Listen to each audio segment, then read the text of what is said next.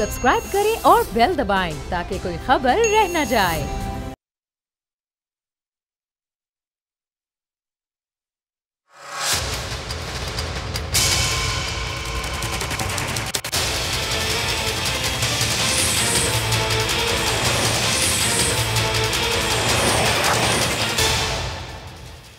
अस्सलाम वालेकुम। प्रोग्राम बस बहुत हो गया में आपको कहेंगे खुशामदीद। मैं हूं अरबाब जहांगीर। नाज़रीन, हमारे मुल्क के दो नामवर अदाकार यानी सबा कमर और बिलाल सईद की एक वीडियो सोशल मीडिया पर वायरल हुई, जिसमें वो मस्जिद वजीर खान में गाने में फिल्म की शूटिंग कर रहे थे। गाने की वहाँ पर शूटिंग हो रही थी और इस वीडियो के वायरल होने के बाद न सिर्फ अवाम बल्कि मुख्तलिफ मकातब फ़िक्र की जानिब से शदीद रद्द-ए-अमल सामने आया। इस वीडियो पर शदीद तनकीद भी की गई। दोनों अदाकारों को शदीद तनकीद का निशाना बनाया गया। लेकिन इस वीडियो के बाद दोनों अदाकारों ने माफ़ी भी मांगी। बिलाल सईद की जानिब से एक बयान भी जारी किया गया कि मस्जिद की तौहीन के बारे में वो सोच भी नहीं सकते और वहाँ पर जो शूटिंग की गई वो मुकम्मल खामोशी के साथ बगैर म्यूज़िक के और बगैर गाने के शूट की गई। लेकिन इन दोनों अदाकारों को तो तनकीद का निशाना बनाया गया। सवाल ये पैदा होता है, क्या इस पूरे वाक़े के ज़िम्मेदार सिर्फ यही दोनों अदाकार थे? इस वाक़े के बाद पंजाब हुकूमत ने भी फौरी तौर पर एक्शन लिया और मैनेजर औकाफ को मुअत्तल कर दिया। लेकिन इस तरह का अपनी नौयत का कोई पहला वाक़या नहीं था। इससे पहले भी कई फैमिलीज़, कई लोग इस तरह की वीडियोस शूट करते रहे हैं। वहाँ पर मस्जिद वज़ीर खान में, न सिर्फ वज़ीर खान मस्जिद में बल्कि बादशाही मस्जिद में भी इसी तरह के कई शूट्स होते रहे हैं। न सिर्फ फ़ोटो शूट बल्कि वीडियो शूट भी होते रहे हैं। प्रोग्राम में आगे चलकर आपको मनाज़िर भी दिखाएंगे और वो लोग भी दिखाएंगे कि जो ये सब करते रहे हैं, लेकिन अभी तक उनके खिलाफ कोई कार्रवाई नहीं की गई। ये मज़कूरा वाला जो वाक़या है, इसमें भी ये सिर्फ दो अदाकार ही मुलव्विस नहीं थे बल्कि इनके प्रोड्यूसर, डायरेक्टर, पूरी एक टीम, पूरा प्रोडक्शन हाउस इस वाक़े में मुलव्विस था। लेकिन अभी तक उनके खिलाफ कोई कार्रवाई की नहीं गई है। पंजाब हुकूमत ने ज़रूर कहा कि कार्रवाई करेंगे, लेकिन अभी तक कोई कार्रवाई इस सिलसिले में नहीं की गई। कब ये कार्रवाई होगी, इस कार्रवाई का भी इंतजार है। दोनों अदाकार माफ़ी तो मांग चुके हैं, लेकिन अब इस सिलसिले में मुख्तलिफ मकातब फ़िक्र के लोगों को हम लेंगे अपने साथ प्रोग्राम में और उनसे भी उनका पॉइंट ऑफ व्यू जानेंगे, कोशिश करेंगे। मुफ्ती ज़ुबैर साहब भी हमारे साथ मौजूद हों। किबला अयाज साहब तो हमें ज्वाइन कर चुके हैं, चेयरमैन इस्लामी नज़रियाती काउंसिल हैं, और शोबिस से वाबस्ता कुछ अफराद को भी अपने प्रोग्राम में शामिल करने की कोशिश करेंगे ताकि उनका पॉइंट ऑफ व्यू भी सामने आ जाए और उनका मौक़िफ़ भी सामने आ सके। किबला अयाज साहब, बहुत शुक्रिया आपने प्रोग्राम के लिए वक्त निकाला। सबसे पहले तो ये बताइएगा, ज़ाहिर है ये अपनी नौयत का कोई पहला वाक़या नहीं है। इससे पहले भी इस तरह के वाक़यात होते रहे लेकिन कभी कोई एक्शन नहीं लिया गया। क्यों इजाज़त दी जाती है मसाजिद में इस तरह के फ़ोटो शूट्स की, वीडियो शूट्स की? बिल्कुल, आपने बहुत अहम सवाल किया। इस बात की ज़रूरत है कि मसाजिद का एहतराम किया जाए और ये औकाफ के महकमे की ज़िम्मेदारी है कि वो इस किस्म का एक निज़ामुल अमल बनाए कि मसाजिद के अंदर इस किस्म की कोई तकरीब ना हो कि जिसमें म्यूज़िक या मस्जिद की एहानत का कोई पहलू निकल आए। तो सबा कमर और इस तरह जो परसों के वाक़े हुए, इसकी बुनियादी वजह यही है कि वहाँ पे जो सोशल मीडिया पे वायरल हुआ उसमें एक डांस की सूरत दिखाई दी और इस तरीके से म्यूज़िक की। तो यकीनन अगर ऐसी कोई सूरत वाक़ई हुई है तो काबिल मुज़म्मत है और ज़रूरत इस बात की है कि इसकी पूरी इंक्वायरी हो, तहकीकात हों और आइंदा के लिए इस किस्म की कोई हरकत दोबारा इसकी इजाज़त ना दी जाए। सही, लेकिन किबला अयाज साहब, आप कह रहे हैं कि इसकी तहकीकात हों। जब मनाजिर सामने हों, पूरा वाक़या सामने हो, तो फिर उसकी मज़ीद क्या तहकीकात हो सकती है? आपने अपने तौर पर तस्दीक करने की कोशिश की? क्या कोई गाना नहीं बजाया गया, वहाँ पर कोई म्यूज़िक प्ले नहीं हुआ, और अगर नहीं भी हुआ तो उसके बगैर क्या मस्जिद में इस तरह का शूट किया जाना जायज़ है? देखें, तहकीक से मेरा मतलब ये है कि ये देखा जाए, क्योंकि इसके बरक्स दूसरा एक नुक्ता नज़र भी आया है कि ये कोई फोटोशॉपिंग हुई है, लेकिन तहकीक का ये मतलब ये है कि इजाज़त किसने दी, इन लोगों ने क्या कहकर इजाज़त ले ली। फिर जाहिर है कि पूरी एक इंतज़ामिया है कि जो वहाँ शरीक होगी। ऐसा तो नहीं है कि वज़ीर खान औकाफ की मस्जिद है, एक तारीख़ी मस्जिद है, तो यकीनन किसी की इजाज़त के साथ, किसी की मदद के साथ ये लोग वहाँ होंगे। क्या क्या शरीक थे, कौन कौन शरीक थे, तो इस तरीके से एक पूरी तहकीक हो और फिर जिम्मेदारों का तयन किया जाए और इसके बाद एक्शन लिया जाए। लेकिन एक्शन से ज़्यादा ज़रूरत इस बात की है कि एक निज़ाम तय किया जाए, एक तरीक़ाकार तय किया जाए कि मस्जिद के अंदर किन अमाल की और किन कामों की इजाज़त होगी, और ऐसे काम के जो शरन या हमारी रिवायत के मुताबिक उनको काबिल कबूल नहीं समझा जाता, उसके लिए मस्जिद को इस्तेमाल ना किया जाए। सही, चलें किबला साहब साथ रहिएगा, जरा आपसे मजीद भी कुछ गुफ्तगू करते हैं। मुफ्ती जुबैर साहब को भी गुफ्तगू में शामिल कर लें, वो भी हमें ज्वाइन कर चुके हैं। मुफ्ती साहब, सबसे पहले आपका इस वीडियो पर, जाहिर है ये कोई पहली वीडियो नहीं है, इससे पहले भी इस तरह के बेशतर वाक़यात पेश आ चुके हैं, लेकिन चूंकि वो आम लोगों की तरफ से किए गए हैं, उसमें कोई बड़ी सेलिब्रिटी मुलव्विस नहीं थी, वो लोग इन्वॉल्व नहीं थे, तो इस तरह से कोई इशू बन नहीं पाया। इस पर क्या रद्द-ए-अमल देंगे आप? बिस्मिल्लाहिर्रहमानिर्रहीम नहमदुहु व नुसल्ली अला रसूलिल करीम अम्मा बाद।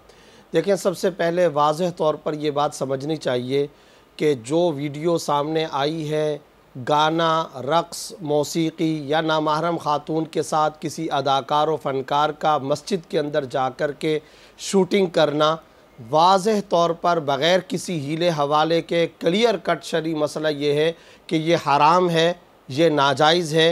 इसके नाजायज़ और हराम होने में किसी किस्म का कोई शुबा नहीं। खाना खुदा के तक़द्दुस को पामाल किया गया है। मस्जिद इन जैसे उमूर के लिए नहीं होती, वो इबादत के लिए, अल्लाह के सामने सजदा रेज़ होने के लिए है। कुरान करीम, अहादीस तजरिबा, बेशुमार नुसूस इससे भरी हुई हैं। साथ ही साथ ये बात भी समझनी चाहिए, सिर्फ़ दुनिया की बातें, शख्स अगर दुनिया की बात, खेती बाड़ी, बिज़नेस, तिजारत, हालांकि उसमें कोई हराम चीज़ नहीं है, अगर कोई शख्स मस्जिद में जाकर सिर्फ दुनिया की बातें करता है तो सरकार दो आलम सल्लल्लाहु अलैहि वसल्लम की सिहाए सित्ता के अंदर वाज़े अहादीस मौजूद हैं। दुनियादारी की बातें भी मस्जिद के अंदर करना ऐसा है कमाता कुलुन्नारुल हतब, ये नेकियों को खा जाने वाली चीज़ है, जैसा कि आग लकड़ी को जला डाला करती है। नेकियां ख़त्म हो जाती हैं, इंसान के अच्छे आमाल अकारत और बेकार हो जाते हैं। फिर एक और हदीस में आप सल्लल्लाहु अलैहि वसल्लम ने फरमाया, क़यामत की निशानियों में से एक निशानी ये कि मस्जिद के अंदर दुनिया की बातें होंगी। आप अंदाज़ा लगाइए, ये सिर्फ दुनिया की बातें, कारोबार, बिजनेस, तिजारत, वकालत, पायलट, दुनियादारी की बातें, खेती बाड़ी की बातें, ये कोई हराम बातें नहीं हैं, ये कोई गुनाह के मामलात नहीं हैं। लेकिन अगर कोई मस्जिद के अंदर ये काम करता है तो सारी नेकियां अकारत चली जाएंगी। इतनी सख्त वईदें आप सल्लल्लाहु अलैहि वसल्लम ने बयान फरमाई। अबू दाऊद की एक हदीस में फरमाया, शेर व शायरी मना है, दुनिया की बातें करना मना है, खोई हुई चीज़ का ऐलान करना मस्जिद के अंदर मना है।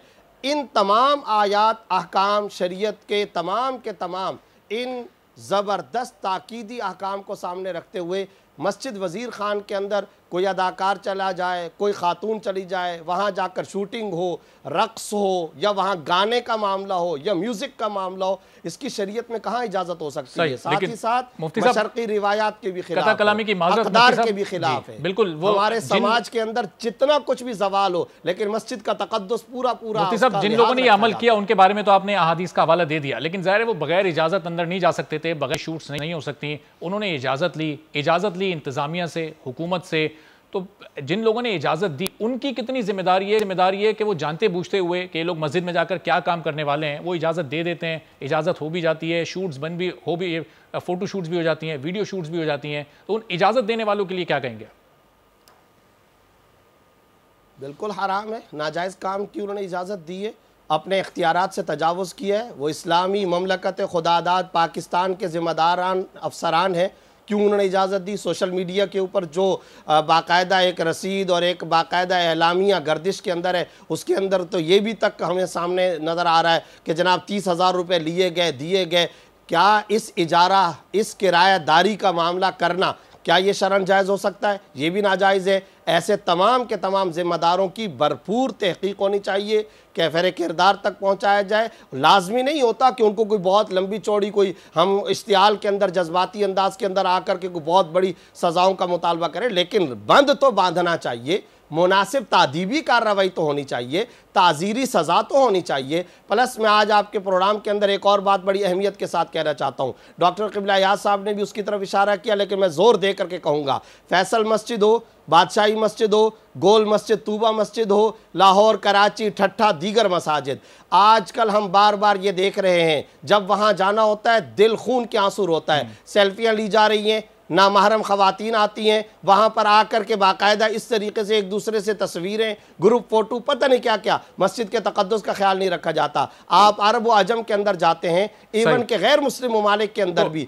मस्जिदों के गेट पर बाकायदा लिबास पड़े हुए होते हैं। अगर कोई खातून भी जाना चाहती है तो लिबास में मलबूस होकर जाती है। अगर हम आम तौर पर बात करें तो आम जो मेहंदियों की तकरीब हो रही होती हैं, जो निकाह की तकरीब हो रही होती हैं, निकाह की तकरीब इसमें फिर ये गाना बजाना और ये डांस वगैरह भी चल रहा होता है, इस तरह की तकरीब से मुतालिक भी आप यही हवाले दे रहे हैं हदीस के जो इन दोनों फनकारों से मुतालिक हैं? देखिए, निकाह की जो तकरीब है वो तो बगैर किसी खराफात, वाहियात, हरकत के, नाजायज़ किसी काम के बगैर मस्जिद के अंदर करना, ये तो बहुत अच्छी बात है, सुन्नत है, करना ही चाहिए मस्जिद में। लेकिन उसके अलावा जो शूटिंग है, जो काम इस तरह के किए जा रहे हैं, या फिल्मों की एक्टिंग की जा रही है, या इसी तरीके से रक्स व सुरूर, बिल्कुल हराम और नाजायज़ है। देखें, तुर्की के अंदर चर्च को मस्जिद में तब्दील किया जा रहा है और हम मस्जिद के अंदर गानों की शूटिंग की इजाज़त दे रहे हैं। क्या हो रहा है ये, और ये किस तरह का मामला है? हम खुद लोगों को इश्तियाल में डालते हैं और फिर लोग उसके खिलाफ जब इश्तियाल के अंदर आते हैं फिर हम मादरतें करने लग जाते हैं। ठीक है, पाबंदी होनी चाहिए, सजा क्या होनी चाहिए, ये भी आपसे पूछते हैं। हमेशा के लिए मैं वापस भी आता हूं। मारूफ नादिया हुसैन साहब हमारे साथ मौजूद हैं। नादिया साहब, बहुत शुक्रिया प्रोग्राम के लिए, आपने वक्त निकाला। अब ये जो वाकया पेश आया, इसमें जो दो सेलिब्रिटीज़ ज़ाहिर मौजूद थे, इन्वॉल्व थे, इसकी वजह से इस मामले को बड़ी हाइप मिली। लेकिन माजी में अभी हम मनाजिर भी दिखा रहे थे, कई लोग अपनी मेहंदी की शूट्स वहाँ कर रहे होते हैं, ब्राइडल शूट्स वहाँ पर हो रहे होते हैं, इस तरह के भी मामला पेश आ रहे होते हैं, तो वो कभी इतनी हाइप उसकी बन नहीं पाती। लेकिन ज़ाहिर है जो इजाज़त देने वाले हैं, मुफ्ती साहब फरमा रहे हैं कि उनको भी इजाज़त नहीं देनी चाहिए, वो भी हराम है, ये जो काम हो रहा है ये भी शरअन और सरासर गलत है। क्या कहेंगे आप इस बारे में? देखिए, क्लैरिफिकेशन तो उन लोगों ने दे दी भी है कि जी अगर शूटिंग उन्होंने की है तो वहाँ पे कोई गाना बजाना नहीं हुआ था और ना वहाँ पे कोई रक्स हुआ था, कुछ भी नहीं हुआ था। उन्होंने सिर्फ एक निकाह का सीन जो है वो मस्जिद में शूट किया था, जो हम लोग वैसे भी डिपिक्ट करते हैं मूवीज के अंदर भी जो है वो अगर निकाह दिखाना होता है कि जी को मस्जिद में निकाह हो रहा है तो जाहिर है असली मस्जिद ही होगी ना जहाँ पे निकाह दिखाएंगे, या किसी ड्रामे में अगर निकाह दिखा रहे हैं मस्जिद के अंदर, तो फिर वो और कहाँ शूट होगा। मतलब ड्रामों में भी जो है बहुत दफा जो है वो मस्जिदों के सीन्स होते हैं। मैं निकाह की सिर्फ लिमिटेशन तक बात नहीं कर रही हूँ, बहुत सारे ऐसे कोई कोई मुहज्जिब कोई खानदान दिखाया हुआ है कि जो बैठे हुए हैं, इत्तिकाफ में बैठे हुए हैं, या आपको बहुत से ड्रामों के ऐसे ऐसे सीन्स होते हैं जो मसाजिद में शूट किए जाते हैं। तो कोई मतलब कि ये भी तो हो रहा होता है ना। तो अब अगर गाने की शूट का एक हिस्सा जो है वो मस्जिद में शूट हुआ, जहाँ पे वो जो हमारे ड्रामों का कल्चर है और जो फिल्मों का कल्चर है उसमें भी एक बड़ा फर्क है। सारे जो हमारे माजी के ड्रामे हुआ करते थे, हमारा आज का ड्रामा उससे बड़ा मुख्तलिफ हो गया। निकाह था, निकाह की एक्टिंग थी या निकाह दिखाया गया, ये है काबिल गौर नुक्ता। सही। तो नादिया, मुफ्ती साहब ये कह रहे हैं कि ज़ाहिर है रियल जो असली निकाह होता है उसकी तो इजाज़त होती है, लेकिन ये जो निकाह की शूट है ये फिर मस्जिद में होना जायज़ नहीं है। देखिए फिर ठीक है ना, तो लेकिन ये सिर्फ निकाह तक की हद तक जो है ये शूट लिमिटेड नहीं रही हैं। बादशाही मॉस्क जो है, जो लाहौर की इतनी फेमस मॉस्क है, बादशाही मॉस्क में तो कब से जो है वो शूट्स होते जा रहे हैं और फैशन शूट्स हुए हैं, मतलब कपड़ों की शूटिंग हुई है। ये नहीं है कि जी किसी फिल्म का मस्जिद में उसको दिखा रहे हैं कि वो मस्जिद के तौर पे है, तो ये नाजायज है, हराम है। हमने इन सारी बातों को कंडेम किया है। सही, ये हराम है। मस्जिद के तकद्दुस के मनाफी जो काम होगा वो नाजायज है। इसमें किसी मसलक, किसी स्कूल ऑफ थॉट की कोई डिफरेंस ऑफ ओपिनियन नहीं है। क्या गलत है, क्या सही है, इस पर मजीद भी बात करते हैं। मुफ्ती साहब, मैं आपकी तरफ आता हूं जरा। किबला आया साहब, अब चूंकि दोनों फनकारों ने माफी मांग ली है, अब इसके बाद क्या सजा की कोई गुंजाइश बचती है, कोई कार्रवाई होनी चाहिए? जो पंजाब हुकूमत ने कहा भी था कि कार्रवाई की जाएगी। ये तो अब देखिए हुकूमत की जिम्मेदारी है। अगर उन्होंने वाकई ये माफी ली है तो अब देखा जाए कि कानून क्या कहता है और कानून के अंदर क्या गुंजाइश है, तो इसके बाद फिर कोई फैसला किया जाए। लेकिन इस वक्त मेरी जो दिलचस्पी है या मेरी जो सिफारिश है वो ये है कि अगर वाकई ये सब कुछ हो रहा है जिसका आप जिक्र कर रहे हैं और जिस तरीके हजरत मौलाना साहब ने मुख्तलिफ मसाजिद का जिक्र किया, तो अब इस सूरत हाल को के इंसदाद की कोई सूरत होनी चाहिए। मसाजिद को जाहिर है कि इस कदर गैर संजीदा सरगर्मियों के मराकज नहीं बनाना चाहिए। किबला साहब, जो हम जिक्र कर रहे हैं वो तो हम एक्टिविटीज स्क्रीन पर इस वक्त दिखा भी रहे हैं। आप अगर इस वक्त बोल न्यूज़ की स्क्रीन देखें तो वो तमाम मनाजिर न सिर्फ इस वाक़े के बल्कि माजी के भी चल रहे हैं। अब अगर इस वाक़े पर आप कह रहे हैं कि ज़ाहिर कानून और हुकूमत की जिम्मेदारी है इस पर एक्शन लेना, तो ये जो माजी के वाक़यात पेश आ चुके हैं, क्या उन लोगों से मुतालिक भी तहकीकात की जाएंगी और उनको भी पूछा जाएगा कि वो क्यों करते रहे ये सब माजी में? मैं तो इसी पे जोर दे रहा हूँ कि आइंदा के लिए इस चीज को रोकना चाहिए, एक लाहा अमल बनना चाहिए। मुझे पहली मरतबा ये बात मालूम हो रही है कि मसाजिद को इस मकसद के लिए भी इस्तेमाल किया जा रहा है। कम अज कम हमारे इलाके में कोई ऐसी सूरत हाल नहीं है, इसलिए मुझे इसका बिल्कुल पता नहीं था कि जो इतनी बड़ी मसाजिद किबला साहब, सारा सोशल मीडिया भरा हुआ है गुज़िश्ता 2 रोज से, और इससे पहले भी जब इस तरह के कोई शूट्स हुआ करते थे तो लोग ज़ाहिर उसको सोशल मीडिया पे अपलोड करते हैं। मेरा नहीं ख्याल कि पहले अगर कहीं ऐसा हुआ है, अगर हुआ होता तो यकीनन लोग नहीं, पहले मशहूर लोगों ने नहीं किया, ये दोनों ड्रामा आर्टिस्ट और बड़े फिल्म स्टार हैं, इन लोगों ने नहीं किया, लेकिन आम लोग इस तरह की चीज़ें करते रहे। मस्जिद वजीर खान, बादशाही मस्जिद में इस तरह के शूट्स होते रहे। अभी नादिया हुसैन हमारे साथ मौजूद हैं, वो अभी बता रही थी कि कितने शूट्स हो चुके हैं, फैशन शोज वहाँ पर हो चुके हैं। तो उसूलन तो मशहूर हो या गैर मारूफ, जो भी जिसने ये हरकत की है यकीनन गलत काम है। जिसने इसकी इजाजत दी है उसने भी कानून की और मसाजिद की तकरीम के जो तकाजे हैं उनकी खिलाफ वर्जी। सही। तो मुफ्ती साहब, वो जो ड्रामों की शूटिंग होती है, फिल्मों की शूटिंग होती है, जी अयाज साहब ने जैसा कि फरमाया, जी जी जी आप बात कीजिए। किबला अयाज साहब जैसा कि फरमा रहे हैं, तो मैं ये बात जिक्र करना चाहता हूँ कि इस वाक़े की तो स्पेसिफिक उस्मान बुज़दार साहब सीएम पंजाब ने बाकायदा तहकीकी कमेटी भी कायम की है और सुनने में यह आया कि उन्होंने तहकीक और इंक्वायरी का ऑर्डर दिया है। उससे पहले के वाक़यात के बारे में बता दूं, आप बिल्कुल सही कह रहे हैं कि इस तरह के वाक़यात होते रहे। हमने अपनी आंखों से फैसल मस्जिद और बादशाही मस्जिद के अंदर इस तरह के मनाजिर देखे हैं और होते रहे हैं, और ये मस्जिद के तक़द्दुस के मनाफी है और हमारा दिल दुखता था। अब वक्त आ गया है, मैं किबला अयाज साहब की बात को तायद करते हुए कहना चाहता हूँ, SOPs बनाई जाएँ, कवायद और ज़ाबित मुरत्तब किए जाएं। मसाजिद का इस तरह का इस्तेमाल अवाम में भी इश्तियाल पैदा करने का जरिया है, शरई तौर पर भी नाजायज़ और हराम है। इस जैसे इस्तेमाल पर मुकम्मल, कड़ी और हमेशा के लिए मुअस्सिर पाबंदियां लगा देनी चाहिए। सही। तो नादिया, ये भी बताइएगा कि ज़ाहिर इस तरह की शूट्स के लिए मसाजिद का इस्तेमाल आप लोग करते हैं, वहाँ पर जाते हैं, शूट करते हैं, क्या ऐसा पॉसिबल नहीं हो सकता कि जब इस तरह के कोई सीन्स शूट करने हो उसके लिए अलग से सेट लगाया जाए, मस्जिद नुमा एक सेट लगा लें ताकि जो मस्जिद की तकरीम है वो भी अपनी जगह बरकरार रहे और जो शूटिंग का अमल है वो भी मुकम्मल हो जाए? देखिए, मैं एक सवाल पूछना चाहती हूँ। इन लोगों ने जो शूटिंग की है वो जाके जबरदस्ती तो वजीर मॉस्क में जाके तो कोई घुस नहीं सकता ना कोई बादशाही मॉस्क में बगैर परमिशन के, बगैर NOC के कोई भी शूट नहीं कर सकता है। ना फैसल मॉस्क में शूट हो सकती है, ना तुर्की के ब्लू मॉस्क में शूट हो सकती है। तुर्की के ब्लू मॉस्क में जो है वो मूवीज की कितनी शूटिंग हुई है वो हम जानते हैं। हॉलीवुड की कितनी मूवीज में जो है वो तुर्की के ब्लू मॉस्क में शूटिंग हुई है, ठीक है ना।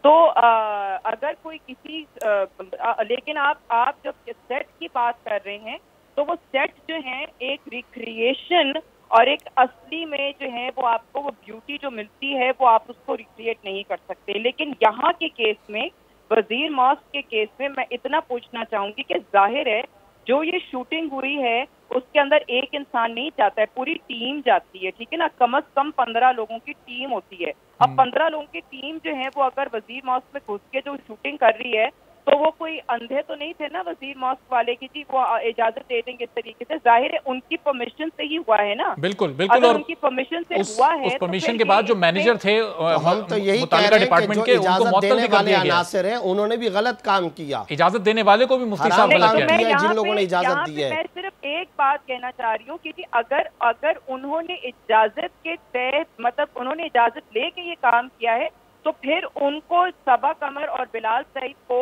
इसके जिम्मेदार नहीं ठहराना चाहिए कि जी उनकी गलती है। तो जी गलती उन्होंने की है। अगर गलती किसी ने की है तो वजीर मॉस्क के मैनेजर या जो भी वहाँ के जो होते हैं, मान साहब होते हैं या जो भी होते हैं, उनकी गलती है क्योंकि उनको इजाजत नहीं देनी चाहिए थी, ठीक है। वो सबकी गलती है, किसी को मुस्तस्ना नहीं करार दिया जा सकता। क्या ये सबको गलत कह रहे हैं इस मामले में जो अदाकार साहब हैं? नादिया, कोई भी काम करते हुए जो एक रिलीजियस लिमिटेशंस होती हैं उनको भी तो हमें मौजूद खातिर रखना है। साहिबा हैं वो भी मुसलमान हैं, उन्हें भी तो पता है कि ये नाजायज काम है, गुनाह का काम है। नहीं जी, ऐसी कोई बात नहीं है कि नाजायज तो काम उन्होंने कुछ किया ही नहीं ना, उन्होंने नाजायज तो कुछ दिखाया ही नहीं ना उसके अंदर, उन्होंने तो निकाह का सीन दिखाया, नाजायज तो कुछ दिखाया ही नहीं है।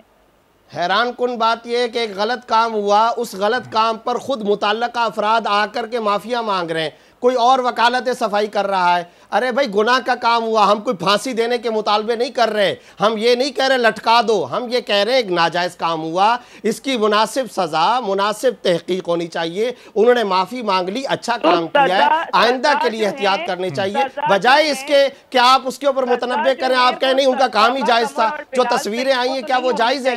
जिस तरीके से लहरा लहरा करके शूटिंग हुई है क्या वो जायज़ है? जो सोशल मीडिया पर वायरल तस्वीरें क्या वो जायज़ है? और किसी मसलक और मकतब फ़िक्र ने उसकी इजाज़त दी है? एक गलत काम हुआ, डेनाए उसको क्यों खामखा हम उसकी वकालत सफाई करते फिर रहे हैं। हम अल्लाह के दरबार में भी माफी मांगे, बंदों के दरबार में भी, और कोई हम जज्बाती लोग नहीं है कि हम कह दे बहुत बड़ा कोई हराम काम इस तरह का हो गया कि इनको सजाएं दे दो। एक एक मुफ्ती साहब जरा एक एक करके बात करेंगे तो समझ आ सकेगी आवाम के। जी नादिया, बिल्कुल करना चाहिए जो जो उसके अंदर बोला। कह रही हूँ कि जी यहाँ पे जो वजीर मॉस्क के जो इमाम है या जो मैनेजर है उनको असल में आपको लेना चाहिए ऑन कॉल। और नादिया, जिन्होंने इजाजत दी थी, जो मैनेजर औकाफ थे, उनको तो मुअत्तल कर दिया इंतजामिया ने फौरन, उनको तो फौरन एक्शन लेके उन्हें सस्पेंड कर दिया। और अब जो है वो तो अब जो है वो इस जो भी एक्शन नहीं, इजाजत देने वाले, ये एक नई लॉजिक है, इजाजत देने वालों पर तो पाबंदी होनी चाहिए, जिन्होंने खुद ये काम किया चमचम खिला दिए जाएं। हैरान कुन बात है। अरे भाई उन्होंने भी गलत काम किया, नाजायज काम का, जिन्होंने इर्तिकाब किया वो भी गलत काम किया है। ये पहली दफा तो जिन्होंने पहले किया कौन कह रहा है कि वो जायज काम हुआ था? असल में नादिया इशू ये है कि पहले जब लोगों ने किया तो वो उसमें ज्यादातर लोग वो आम लोग थे, आम अपनी शादी की किसी ने वीडियो शूट कर ली, किसी ने मेहंदी की। नहीं, बिल्कुल भी नहीं, हरगिज़ नहीं। बहुत से फेमस डिजाइनर्स ने वहाँ पे शूट किए हैं। तो आप पॉइंट आउट करें किस किसने किए?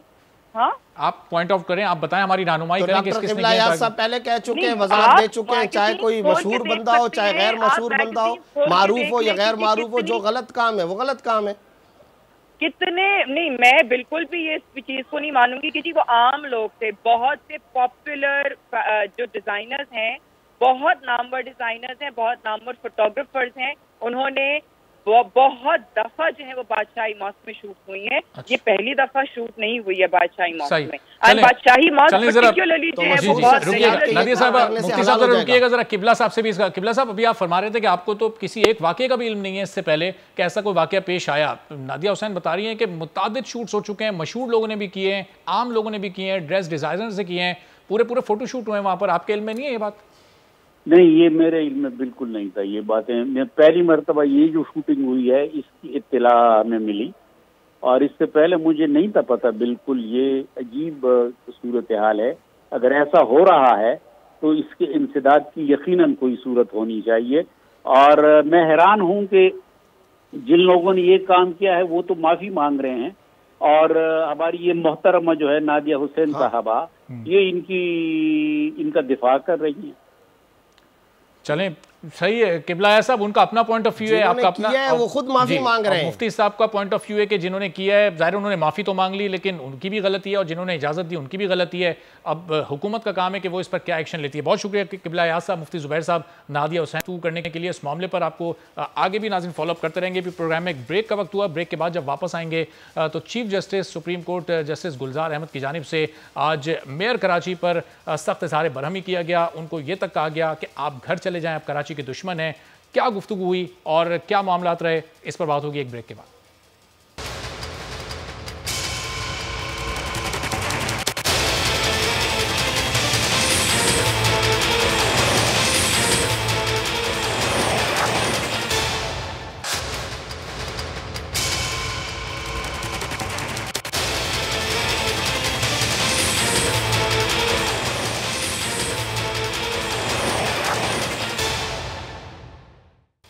प्रोग्राम में एक बार फिर आपको खुशामदीद कहेंगे। कौन कहता है कराची का कोई नहीं, चीफ जस्टिस गुलजार अहमद आज सुप्रीम कोर्ट कराची रजिस्ट्री में कराची के मामलात पर समाअत कर रहे थे और मेयर कराची से उनका मुकालमा हुआ कि अब भी कराची से दुश्मनी निकाल रहे हैं, आपके पास अगर इख्तियारात नहीं तो आप घर चले जाएं। न सिर्फ मेयर कराची की कारकर्दगी पर उन्होंने सवालात उठाए, उन पर इजहार बरहमी किया, बल्कि के इलेक्ट्रिक की कारकर्दगी से मुतालिक भी उन्होंने कहा कि के इलेक्ट्रिक चीफ के खिलाफ मुकदमा दर्ज होना चाहिए, उनका नाम ECL में डलना चाहिए। यहाँ बारिश की पहली बूंद बरसती है और पूरे शहर में अंधेरा छा जाता है, पूरे शहर की लाइट बंद हो जाती है कि इलेक्ट्रिक चीफ को गिरफ्तार किया जाए और उनको जेल में डाला जाए, मुल्क से फरार होने की इजाजत उनको ना दी जाए, ECL में उनका नाम डाला जाए, उन पर मुकदमा कायम किया जाए। मेयर कराची वसीम अख्तर पर भी उन्होंने शदीद सरजनिश की, उन पर इजहार बरहमी किया। मेयर कराची से कहा कि अगर आपके पास इख्तियार नहीं है तो फिर ओहदा आप क्यों रखे हुए हैं, इस ओहदे को छोड़ दें, घर चले जाएं, कराची वालों की जान छोड़ दें ताकि शहर की सूरत-ए-हाल कुछ बेहतर हो सके।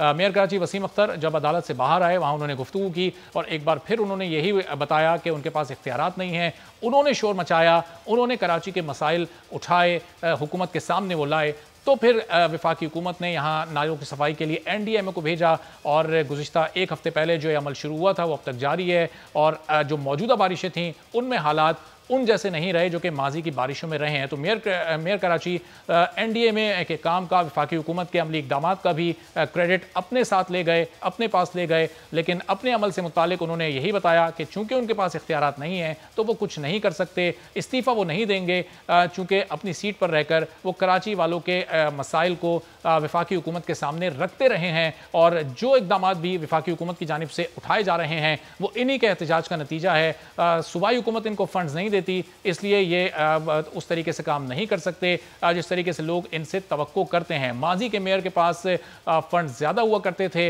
इख्तियारात ज़्यादा हुआ करते थे, अब नालों की सफाई का इख्तियार इनके पास नहीं है, सड़कों की मरम्मत का इख्तियार इनके पास नहीं है, नई तामीरात का इख्तियार इनके पास नहीं है, सीवरेज के निज़ाम का इख्तियार इनके पास नहीं है, कचरा उठाने का इख्तियार इनके पास नहीं है, तो भला ये किस तरह से काम कर सकते हैं। मेयर कराची ने मीडिया से गुफ्तगू की तो ये तमाम मामलात सामने रहे। चीफ जस्टिस इस वक्त कराची में ही मौजूद हैं, कल भी वो समाअत करेंगे और कल कुछ मजीद लोगों को भी इस समाअत में तलब किया गया है। मेयर कराची की कारकर्दगी पर जो सवाल उठाए गए उसमें ज़ाहिर है जो गुज़िश्ता बारिशों में शहर की सूरत हाल रही थी वो सब नहीं देखी थी, किस तरह से आवाम शदीद अजियत से दो चार रहे, मुख्तलिफ इलाकों में मुख्तलिफ इलाके बारिश के पानी में डूब गए थे, वहाँ पर न सिर्फ गलियों में बल्कि घरों में पानी दाखिल हो गया, कई फीट पानी वहाँ पर दाखिल हो गया था, जिसके बाद वफाकी हुकूमत की जानिब से यह एक्शन लिया गया। NDMA को हिदायत जारी की गई, चेयरमैन NDMA फौरी तौर पर कराची पहुँचे जहाँ उन्होंने वज़ीर आला सिंध से मुलाकात की, जो दीगर आला हुक्काम है उन लोगों से मुलाकात की और उसके बाद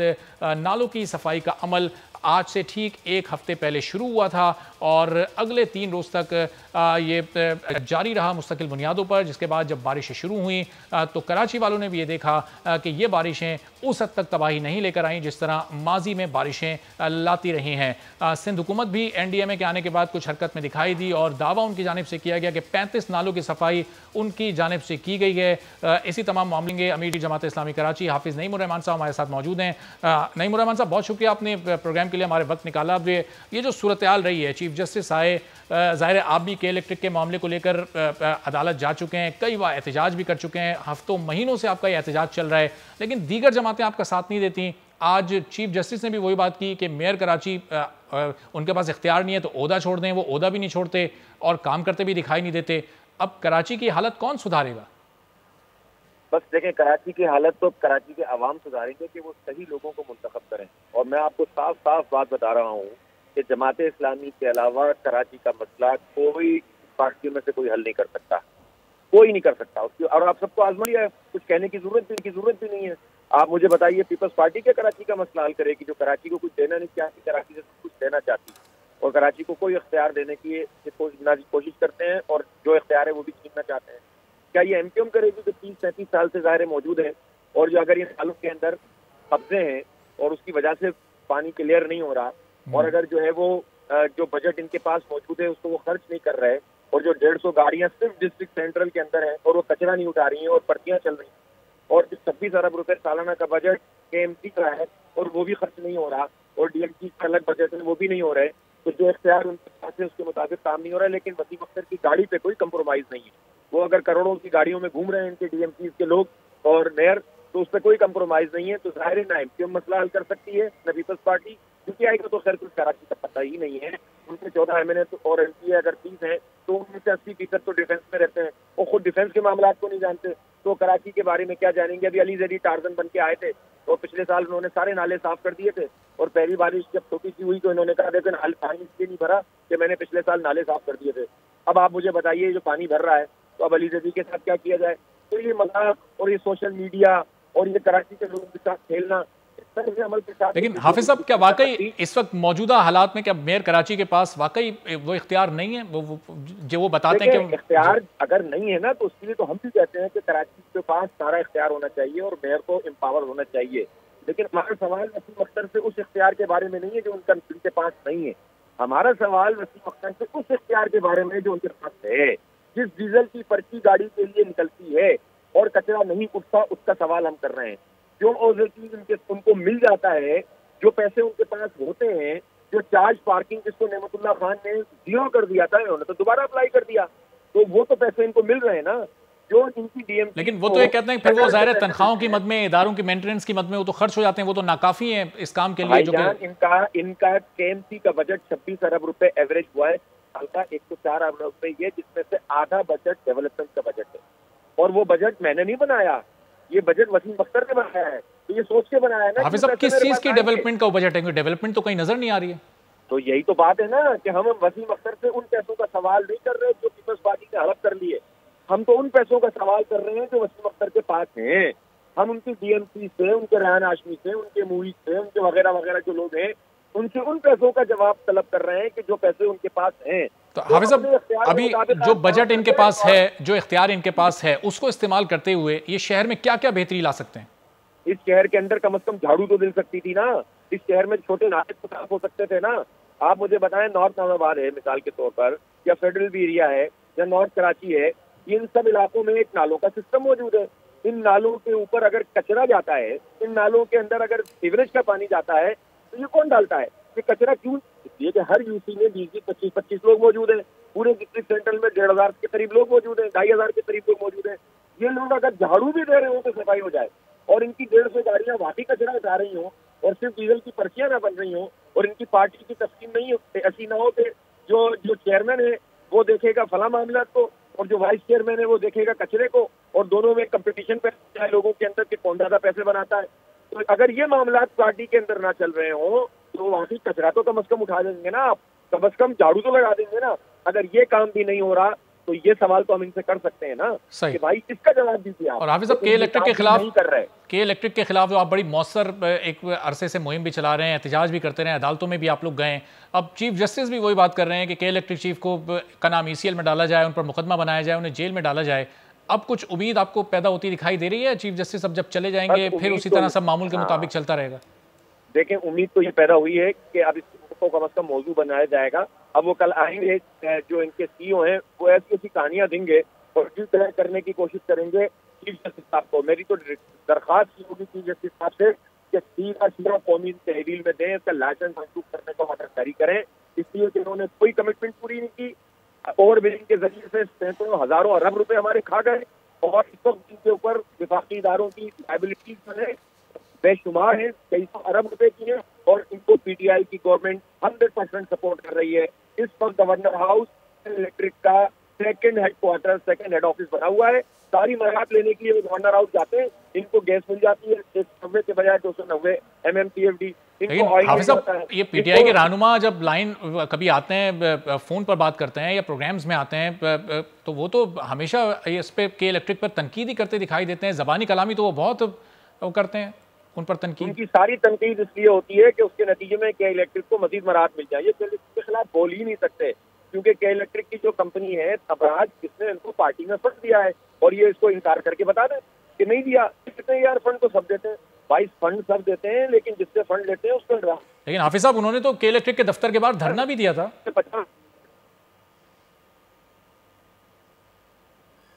जी हाफिज साहब, आपको आवाज आ रही है? हाफिज़ नईमुर रहमान साहब को दोबारा कनेक्ट करते हैं और गुफ्तगू वो यही कर रहे थे कि ज़ाहिर मेयर कराची के पास जो इख्तियार का भी इस्तेमाल नहीं कर रहे, जितना उनके पास बजट है वो उसका भी सही तरीके से इस्तेमाल नहीं कर रहे, और ये तमाम सियासी जमातें के इलेक्ट्रिक के मामले पर भी खामोश हैं, वो पाकिस्तान तहरीक इंसाफ हो, MQM पाकिस्तान हो या पाकिस्तान पीपल्स पार्टी हो। ज़बानी जमा खर्च बहुत किया जाता है, ज़बानी तौर पर तनकीद तो बहुत की जाती है, लेकिन अमली तौर पर कोई कुछ करता कराची के मसले पर, के इलेक्ट्रिक के मसले पर दिखाई नहीं देता। बहुत शुक्रिया हाफिज़ नईमुर रहमान साहब हमसे गुफ्तगू कर रहे थे। अभी एक ब्रेक लेते हैं और ब्रेक के बाद जब वापस आएंगे तो आज आसिफ अली जरदारी पर पार्क लेन रेफरेंस में फर्द जुर्म आयद हुई है। अब इस केस को पीपल्स पार्टी किस तरह से आगे जाता देख रही है, इस पर गुफ्तगू करेंगे एक ब्रेक के बाद।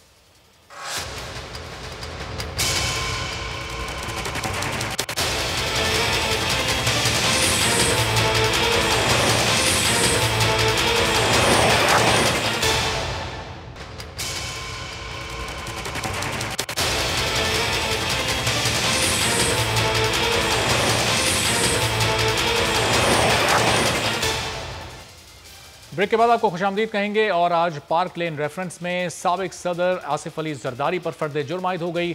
बिलावल हाउस में मौजूद थे, वीडियो लिंक के जरिए उन पर यह फर्द जुर्म आयद की गई है और उन पर यह इल्ज़ाम है, नैब ने उन पर इल्ज़ाम आयद किया है कि उन्होंने अपने इख्तियारात का गलत इस्तेमाल किया। 2009 में उन्होंने 2460 केनाल अराजी को जो कि जिसकी मालियत को 2.25 अरब के करीब बनती है, उसको उन्होंने ख़रीदा 6 करोड़ 20 लाख रुपए में अपने इख्तियार का नाजायज़ इस्तेमाल करते हुए। और इस कंपनी के SECP के मुताबिक 1 करोड़ 20 लाख शेयर्स हैं, जिसमें से 30 हज़ार शेयर्स के मालिक बिलावल भुट्टो जरदारी और आसिफ अली जरदारी हैं। तो अब सवाल ये पैदा होता है कि इस पार्क लेन रेफरेंस में कि आगे चलकर बिलावल भुट्टो जरदारी को भी शामिल तफ्तीश किया जा सकता है, चूँकि वो भी एक मेजर शेयर होल्डर हैं और उनके शेयर्स की तादाद भी आसिफ अली जरदारी के बराबर ही है। लेकिन नैब ने इस कंपनी के डायरेक्टर के तौर पर आसिफ अली जरदारी को नामजद किया है। आज उन पर फर्द जुर्म भी आयद हो गई है। पीपल्स पार्टी के सीनियर रहनुमा नैयर बुखारी साहब हमारे साथ मौजूद हैं, उनसे ज़रा इससे मुतालिक जानते हैं कि अब आगे पीपल्स पार्टी इस मामले को कैसे देख रही है और कितनी मुश्किलात अब आसिफ अली जरदारी के लिए और बिलावल भुट्टो जरदारी के लिए हो सकती हैं। नैयर साहब बहुत शुक्रिया आपके वक्त का। सबसे पहले तो ये बताइएगा, अब नेशनल बैंक के सदर ही इसमें वादा माफ गवाह बन चुके हैं, तो आसिफ अली जरदारी के लिए कुछ मुश्किल का वक्त आप देख रहे हैं, कोई परेशानी का बाइस बन सकती है चीज़ उनके लिए? देखें, साबिक सदर आसिफ अली जरदारी साहब पे ये पॉलिटिकली मोटिवेटेड केसेस जो हैं, ये जो बनाए जा रहे हैं, कोई नई बात नहीं है। 1990 से ले कर ऑनवर्ड बेबुनियाद मुकदमात बनाते रहे जो हुकूमत वक्त हमारे मुखालिफ थी, लेकिन किसी भी मुकदमे में आसिफ अली जरदारी साहब की कन्विक्शन नहीं हुई। और एक केस में जब कन्विक्शन हुई तो फिर वो मामला जब सुप्रीम कोर्ट में गया तो 2 जजेस को अपने मनसब से जाना पड़ा। तो अब भी ये जो केसेस हैं ये पॉलिटिकली मोटिवेटेड है, और अगर किसी शख्स ने ये अप्रूवर बन गया तो वो उनके कस्टडी में था और इतनी बिलेटेड स्टेज पे आके उसको अप्रूवर बनाया, तो ये तो इसकी जुडिशल स्क्रूटनी ज़रूर होगी। लेकिन आसिफ अली जरदारी साहब बेबुनियाद मुकदमात की वजह से ना पहले कभी घबराए हैं और ना अब वो घबराते हैं, और उन्होंने हमेशा जवाबमंदी से मुकदमात का सामना किया और अल्लाह रब्बुल इज़्ज़त ने उन्हें ठीक है, लेकिन सुरखरू किया और हर मुकदमे में वो बरी हुई। नैयर साहब, ये बात जरा, आसिफ अली जरदारी की कंपनी ने 6 अरब की ज़मीन 6 करोड़ में कैसे खरीद ली? बुनियादी बात देखें, ये जो पार्क लेन का इन्होंने मुकदमा बनाया, ओरिजिनली इन्होंने मुकदमा बनाया कि जी सरकारी ज़मीन की इंक्रोचमेंट है, वो तो निशानदेही का मामला था, वो तो सेटल डाउन हो गया। और आसिफ अली जरदारी साहब इस कंपनी के प्रेसिडेंट बनने से पहले तो उनकी वाबस्तगी थी, लेकिन वो रिज़ाइन कर चुके थे। और ज़मीन ख़रीदी अगर कम कीमत है उसका भी कानून मौजूद है, लेकिन जो जिस ज़माने में वो ख़रीदी उसकी वही वैल्यू होगी। आज की वैल्यू क्यों लगाते हैं? वैल्यू तो वो है कि जिस वक्त वो ख़रीदी गई हो। इस्लामाबाद में ज़मीनें आज से 20 साल पहले 15 साल पहले बहुत सस्ती थी, और फिर बाद में उसकी अब एप्रिसिएशन होगी, और आज आप उसकी कीमत लगाएं तो फिर ऑब्वियसली कीमत तो बढ़ गई है इस्लामाबाद में प्रॉपर्टीज़ की। लेकिन आप ये देखें ना कि जब जिस ज़माने में ये ख़रीदी की ज़मीन, उस वक़्त उस रेवेन्यू स्टेट में एवरेज प्राइस क्या थी।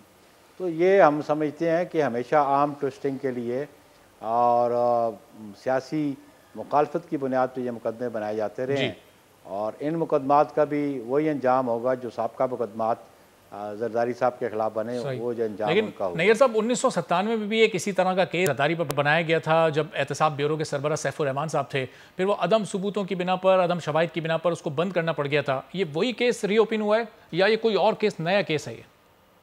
ये उस ज़माने में 1997 में भी ये जो ज़मीन थी इसके बारे में मुकदमा बनाया, यहाँ तक मुकदमा बनाया कि जी इन्होंने जबरन वहाँ पे कोई मकान कराए, और लेकिन वहाँ के लोगों ने, बल्कि उस फैमिली ने एफिडेविट्स दिए कि ना हमसे जबर किया गया और ना ही हमसे जबरन कोई ज़मीन खरीदी गई, ना ही हमारे मकान कराए गए। लेकिन उस मुकदमे में भी उसका अंजाम क्या हुआ वो आपके सामने है कि ना तो उसका ट्रायल हो सका और ना ही उसमें कोई कन्विक्शन आ सकी। अब भी ये मुकदमात हम कहते हैं कि ये सियासी इंतकाम के तौर पे और आर्म ट्विस्टिंग के लिए और ये पॉलिटिकल मनूवरिंग के लिए बनाए जाते हैं। सो माई सो के नैब के चेयरमैन ने ख़ुद एडमिट किया कि हम हुकूमत वक्त के जो कैबिनेट मेंबर्स हैं या उनके ट्रेजरी बेंचेस के लोग हैं उन पे मुकदमात हम नहीं बनाते और नहीं खोलते क्योंकि हुकूमत गिर जाने का ख़तरा है। तो ये बेसिकली जो नैब मुकदमात बनाती है वो हुकूमत वक्त को सपोर्ट करने के लिए बनाती है और अपोजिशन को प्रेशराइज करने के लिए और उन पे प्रेशर डालने के लिए बेबुनियाद मुकदमात बनाए जा रहे हैं। नैयर साहब 2008 में आसिफ अली जरदारी बने, 2013 तक वो सदर रहे। इन गुज़िश्ता 12 सालों में ये पहला मौका है, ये पहला मुकदमा है जिसमें फ़र्द जुर्म आयद हुई आसिफ अली जरदारी पर। इन 12 सालों में और किसी मुकदमे में इन पर फ़र्द जुर्म आयद नहीं हुई? ये तो फ़र्द जुर्म इसमें लगा। पहले भी आसिफ अली जरदारी साहब को बिला वजह को 6 माह इन्होंने बंद रखा, अल्टीमेटली उनकी बेल हो गई है। और जो ऑब्जर्वेशंस जुडिशरी की, हाई कोर्ट्स की और बिलखुसूस सुप्रीम कोर्ट्स की ऑब्जर्वेशन नैब की कारकर्दगी के बारे में हैं वो आपके सामने हैं कि कितने सवालात उठते हैं उनकी कारकर्दगी पे, क्योंकि नैब जिस भी मुकदमा बनाता है उसको इस्टेब्लिश करने में नाकाम रहा है। और ख़ासकर जो पॉलिटिकल लीडरशिप है उन पे जितने भी मुकदमात बनाए हैं उनमें वो सब्सटेंस नहीं होता, वो एविडेंस नहीं होता, वो कानून के मुताबिक नहीं होते। तो उनका अल्टीमेटली अंजाम यही होता है कि इल्ज़ाम अलैब की एक्विटल हो जाती है, वो बरी हो जाते हैं। और बिलखुसूस आसिफ अली जरदारी साहब के साथ तो इस किस्म के मुकदमात 1990 में से बनाने शुरू किए। एक मुकदमा ये था कि किसी फ़र्द की टांगों पे बम बांध दिया गया, अब फिर वो कोटकना का केस बनाया, SNG का वो मुकदमा बनाया। तो सब में जरदारी साहब अल्लाह के फजल से बरी हुए और इन मुकदमात का भी अंजाम वही होगा कि अल्लाह ताला आसिफ अली जरदारी। ठीक है, लेकिन नैयर साहब अभी तक तो बिलावल भुट्टो जरदारी में नामजद नहीं किया गया, लेकिन उनके शेयर्स की तादाद भी इस कंपनी में उतनी है जितने आसिफ अली जरदारी के हैं। तो आगे चलकर क्या बिलावल भुट्टो को भी नामजद किया जा सकता है? ऐसा कोई इम्कान देख रहे हैं आप? देखिए ना, हुकूमत वक्त से आप क्या तोक़ो कर सकते हैं कि जब एक झूठा मुकदमा, बेबुनियाद मुकदमा बनाना है तो आप पे किसी पे भी बना सकते हैं। और नैब की कारकर्दगी आपके सामने है। और नैब की कारकर्दगी हम तो कहते हैं कि ये पॉलिटिकल मोटिवेटेड केस बनाते हैं, अदालतें कह रही हैं और अदालतें लोगों को रिलीफ दे रही हैं। अदालतें तो उसको जुडिशल स्क्रूटनी जब करती हैं तो जब मुकदमे में जो आइन और कानून के मुताबिक जो मटेरियल अवेलेबल ना हो, प्रोसिक्यूशन जो है वो अपने केसेस इस्टेब्लिश ना कर सके तो उसमें डेफिनेटली एक्विटल होती है। तो इन मौजूदा हुक्मरानों से और मौजूदा जो नैब की कारकर्दगी है उसकी मौजूदगी में ये कुछ भी कर सकते हैं। लेकिन हम समझते हैं कि चेयरमैन बिलावल भुट्टो जरदारी पे मुकदमात जो भी वो बनाने की कोशिश करेंगे वो बेबुनियाद होंगे। और इवन इन केसेस में जब चीफ जस्टिस साकिब निसार साहब थे को जब ये मामला उधर गया तो उन्होंने कहा तो चेयरमैन के बारे में उनकी अपनी ऑब्जर्वेशन है कि वो इनोसेंट है। ठीक है, नैयर बुखारी साहब बहुत शुक्रिया। आप पार्क लेन रेफरेंस पर आसिफ अली जरदारी पर फ़र्द जुर्म आयद हुई है और अब पीपल्स पार्टी का मौक़िफ़ ये है कि उसे सियासी इंतकाम का निशाना बनाया जा रहा है और इस रेफरेंस में आगे चलकर बिलावल भुट्टो जरदारी को भी तफ्तीश में और तहकीकात में शामिल किया जा सकता है। और पीपल्स पार्टी ये भी कहती है कि ज़ाहिर है इस वक्त नैब हुकूमत का आलाकार बना हुआ है और हुकूमत इसे अपने सियासी मकासद के लिए और अपोजिशन को कुचलने के लिए एहतसाब कर रही है। और ये वन साइडेड एहतसाब है, एहतसाब अक्रॉस द बोर्ड होना चाहिए और एक तरफा तरफा एहतसाब से मुल्क कभी तरक्की नहीं कर सकता। तो पीपल्स पार्टी का मुतालबा यही है। नैब पर बहुत ज़्यादा सवालात हैं उनकी तहकीकात पर। अब इस केस में आगे क्या होता है, क्या फैसला अदालत से आता है, ये तो आने वाला वक्त ही बताएगा। आज के प्रोग्राम से इजाज़त दीजिए, कल फिर होगी आपसे मुलाकात। अल्लाह हाफ़िज़।